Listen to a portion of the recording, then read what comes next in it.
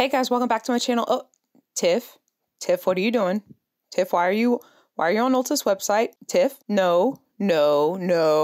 Tiff, we talked about this. You're not going to buy Curlsmith products, okay? You're not going to cave to their consumerism. Tiff, what are you doing? Tiff, no, don't add that to the bag. No, we're not going to be adding Curlsmith to the bag today, Tiff. Not going to do it. Nuh-uh. No need to be scrolling. Don't scroll. You don't need any of these products, okay? You have a lot of great products in your bathroom at the moment right now. They're great for your hair. Your hair loves these products, Tiff. You don't need these products. They might look good, but you know, you don't have to do it. Don't do it. Don't add it to the bag, Tiff. No. Stop it, Tiff. Stop.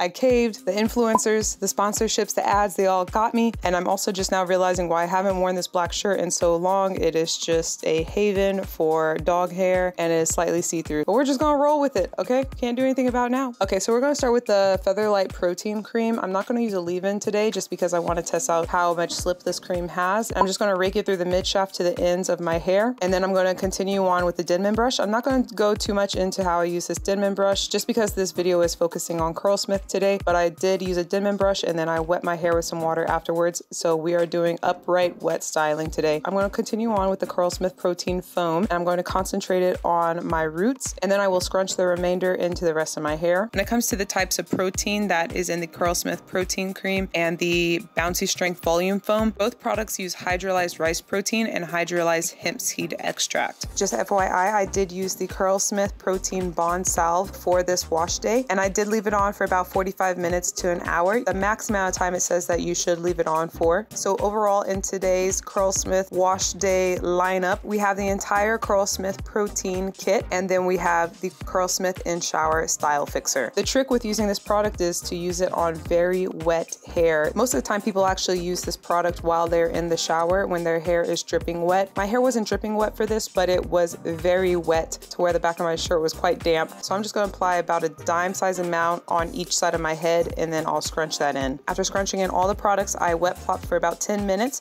and then I went on to dry plopping. When it comes to wet plopping, I love it for my high porosity hair just because it gives it some time for the hair to absorb all the product. And then when it comes to dry plopping, this is where I take it really slow and gentle just so the t-shirt can absorb all the excess moisture. And then I applied some heat protectant spray. The one I used today was from Pantene. And then I diffused my hair on low heat, low speed. And that's what you see here. It's actually a pretty simple wash day. So this is what my hair looks like before I scrunch out the crunch. It looks pretty good. We have a malfunction right now. Malfunction, story of my life, hold.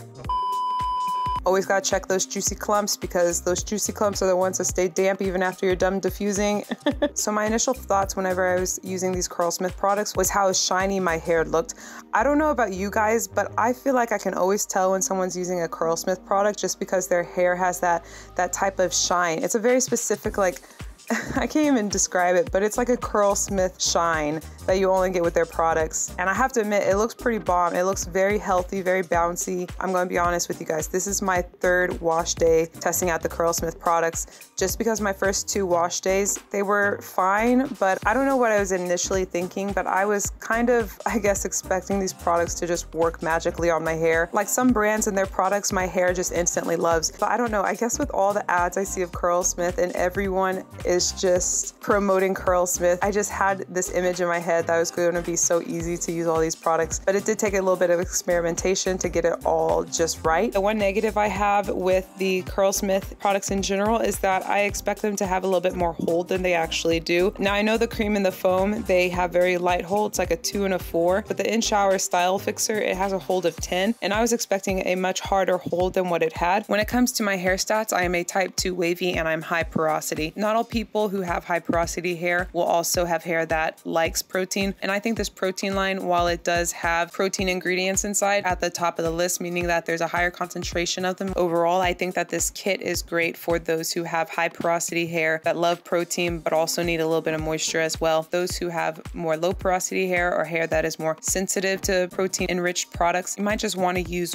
one of these products. You might not want to use all of them at the same time. So like I said, this was my third wash day. I actually recorded my my second time using these products, but this wash day that you're seeing on the screen now, I used the Curlsmith cream and the Curlsmith protein foam because I wanted to test out how light of a hold they had on my hair. And initially I didn't like the outcome of this wash day. My hair has a lot of different textures. I have curlier pieces towards the front, then towards the back of my hair, it's much wavier. And then as you can see, even at the nape of my neck, the hair around there, it's pretty much straight. So a good wash day in my head is not having curlier hair, it's having a cohesive, uniform look. And this wash day, it just didn't look that cohesive. And of course, this outcome wasn't going to be strong enough to last me over the course of the next few days. So that's why I thought this was a bad wash day. It looks great initially. It has that Curlsmith shine, that glossy, lustrous look to it. That's really pretty, but it doesn't hold up at all. It's just good for like a one-time thing. And even here, you can see I put my makeup on and it's a few hours later. I put a little bit of dry shampoo just to give my hair some volume and grit because I have very soft, slippery hair.